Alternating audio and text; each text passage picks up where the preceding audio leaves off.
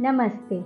I am Shanta Prabhu, a professional Tanjore artist, and in this video I will be talking about one of my paintings depicting Goddess Lakshmi. In this particular painting, Goddess Lakshmi is shown as Mahalakshmi, a four-armed goddess clad in a red sari with a very benevolent and divine expression, ready to seek prayers from her devotees and offer them blessings. Mahalakshmi or Devi Lakshmi has her name derived from a Sanskrit term or a word which is Lakshya. The word Lakshya means goal. Now, goal is a very subjective term because people could have different goals. Goals vary from person to person. A person may have materialistic goals. A student may have goals related to academics. A person who's working may have goals related to hierarchy about promotion and seeking future opportunities in work. Some people may want to buy a house, a car. So goals as such are very subjective and very different from person to person. Now, if we speak to a person about Goddess Lakshmi, the first thing that would come to a person's mind is connecting the goddess to a materialistic aspect or a goal such as wealth, money, land, property, and so on. But the word Lakshmi or the Devi Lakshmi is a symbolic representation of a different set of goals which are spiritualistic goals.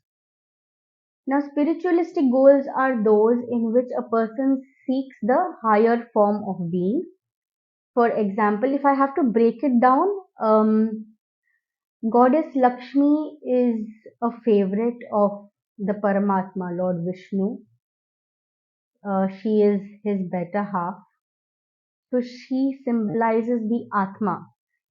Generally, if you would understand from the scriptures, it is said that Devi Lakshmi resides in the heart of Vishnu or the heart of Paramatma. So if Paramatma is Vishnu, then Lakshmi is the Atma. Now Lakshmi being Atma symbolizes the devotees of the Lord Vishnu, and Lakshmi as a symbol signifies the the thirst to seek or know more and to be one with Paramatma. So Lakshmi basically symbolizes these sort of spiritual goals, which can be through different paths.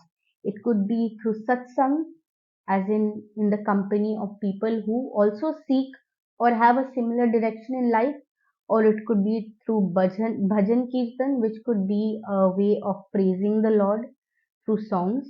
It could also be through trying to deep dive into scriptures and knowing more about the Lord in different scriptures such as the Vedas, the Upanishads, all the Granths that we have.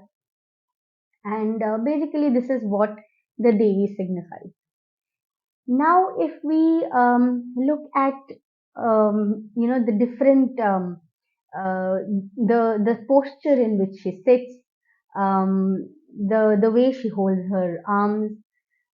If you see, Goddess Lakshmi has a very peaceful expression on her face. It is a mandahasa. It is something which is very calm and very serene, and she is generally depicted with four arms, in which the front two are in the Abhaya and Varadam Mudra, that is this way, in which she seeks the prayers from her devotees and she blesses them. And the other two arms behind carry two lotuses. In some depictions of the goddess, you would see her carrying some other paraphernalia, such as maybe Veera Lakshmi would have a sword, Vidya Lakshmi would have the Vedas or a Granth, symbolic representations of the goddess, would have maybe more arms, like 6 or 8 arms.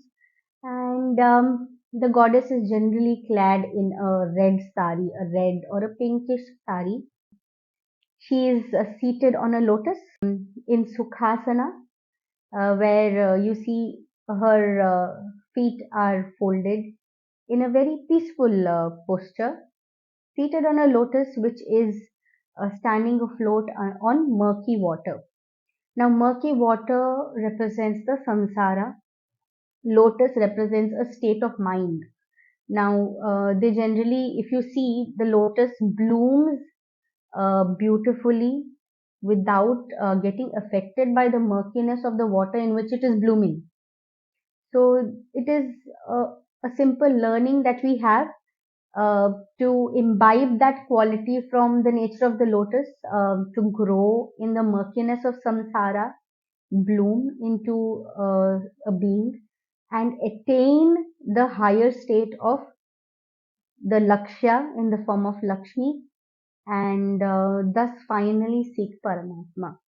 So that is the symbolic understanding of any deity or representation of the goddess Lakshmi. Now, in this painting, the goddess has been shown in this poster of Mahalakshmi. She has been made with pure 22 karat gold, gem set with semi-precious gemstones, gilded with 22 karat gold leaf on a traditional Tanjore board, which has been prepared using the fresco secco technique of using chalk powder, lime, by using a gada cloth to prepare the board, and finally sanding it down, working on the embossing portion of it, and finally painting the goddess. The goddess can also be represented in various other forms. There are about 8 depictions of the goddess, which is generally known as a set called the Ashtalakshmi. So the Ashtalakshmi, if I could list a few, it's Vidya Lakshmi, Veera Lakshmi, Dhana Lakshmi, Dhanu Lakshmi, and so on. So all these goddesses represent different aspects or different goals in life. So for every aspect that you seek, there is a different symbolic um, depiction of the goddess which a person can worship. I could probably elaborate more on this, but that would be a separate video. Thank you so much for listening to whatever I had to share. Namaste.